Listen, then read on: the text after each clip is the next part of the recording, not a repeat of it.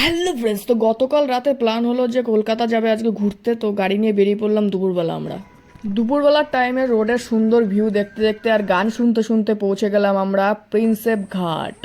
Prinsep ঘাট হলো ভারতের হুগলি নদীর কলকাতা বরাবর ব্রিটিশ রাজ্যের সময় 1841 সালে নির্মিত একটি ঘাট। এই প্যালাডিয়াম বারান্দাটি বিশিষ্ট অ্যাংলো ইন্ডিয়ান পণ্ডিত এবং পরাকিত জেমস প্রিন্সেপের স্মৃতিতে তৈরি করা হয়েছিল। এখানে প্রিন্সেপঘাট স্টেশনটাও খুবই সুন্দর।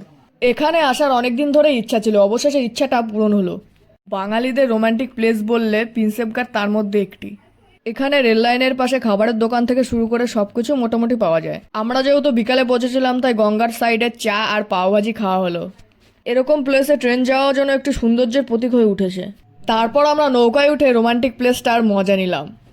সন্ধ্যায় বিদ্যাসাগর সেতু এবং এই বারান্দাটি দেখতে বেশ লাগছিল।